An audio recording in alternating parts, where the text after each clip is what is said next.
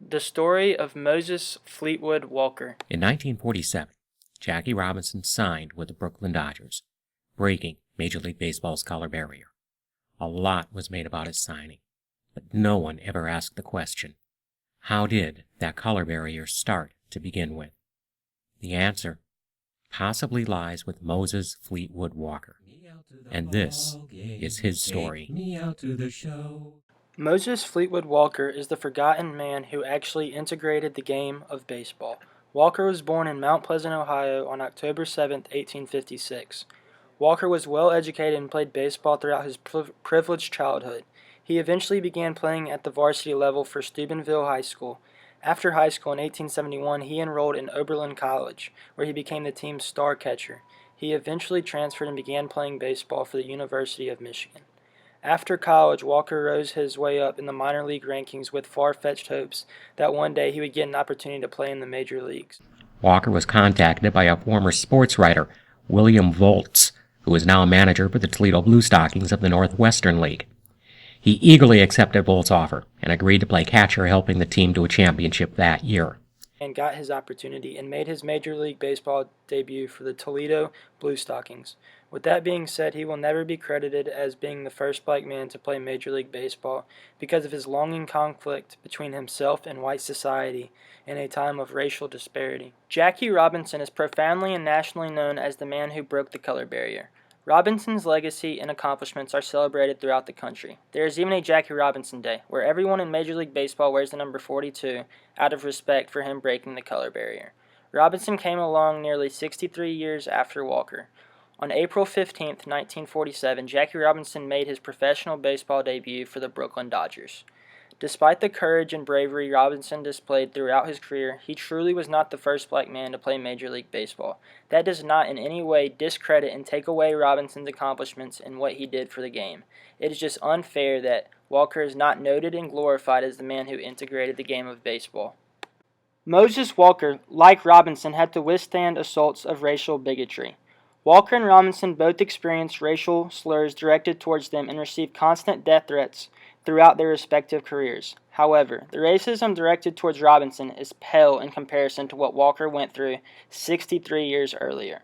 Robinson had Branch Rickey, Brooklyn Dodgers owner, in his corner from the beginning to the end of his professional career. In contrast, no one was concerned with Moses Walker's well-being and the hardships he had endured. Walker had absolutely no one. He was out there fighting for his life by himself. Difficulties came not only from other teams, but from his own team as well. For instance, Blue Stockings pitcher Tony Mullane was quoted in saying, "Walker was the best catcher I ever worked with, but I disliked a Negro, and whenever I had to pitch to him, I used to pitch anything I wanted without looking at his signals." The majority of the Blue Stockings shared the same point of view possessed by Mullane. This exemplifies the harsh racism Walker commonly had to endure throughout his professional baseball career. Even before Moses Walker's first professional baseball game, he already had lofty and unreasonable expectations set for him. At this time, there were no protective equipment, not even gloves. As a result, Walker was injured most of the season, or spent time in the outfield to rest minor injuries. In the 1884 season, Walker suffered a season-ending injury, which subsequently cost him his job and knocked him back down to the minor leagues. After the 1884 season, Walker bounced around different minor league teams until 1889. Walker never made it back to the major leagues after his initial season. Many believe that the racial pressures and the insurmountable expectations predetermined for him by others led to Walker's eventual downfall. In 1889, the Jim Crow laws aligned with Major League Baseball, which permitted any African American from playing professional baseball. Moses Fleetwood Walker would ultimately become the first known black to play on an all-white professional team.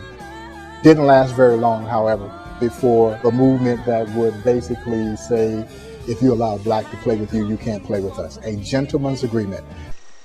From this time forward until Jackie Robinson, baseball adopted an unofficial color line that would last for over 60 years.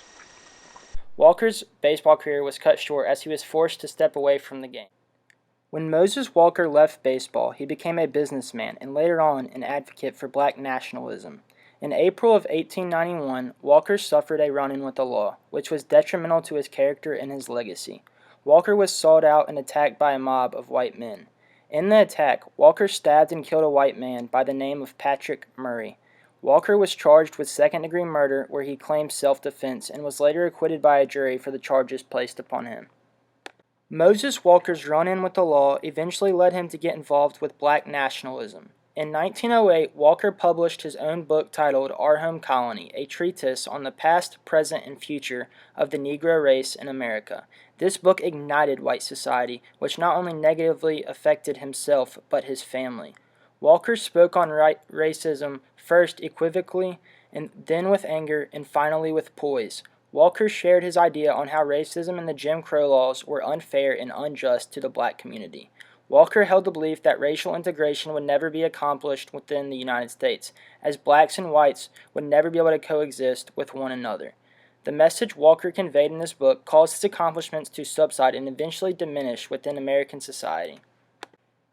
It is a seemingly rare occurrence when professional athletes take a political stance. Moses Walker's accomplishments are unknown, and his legacy has been erased because he shared his political views with society. One can put Moses Walker's name in the same category as Tommy Smith, Peter Norman, and John Carlos, Pat Tillman, Mahmoud Abdul-Rauf, Muhammad Ali, Jackie Robinson, and Branch Rickey for his political activism within society.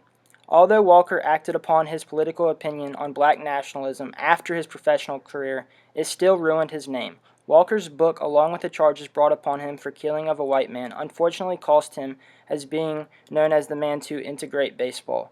Walker's disputes with white society led to the false pretense that Jackie Robinson actually integrated the game of baseball.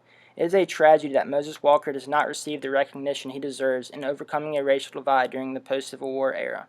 Moses Walker should be celebrated for what he did, and it's a shame that he is not.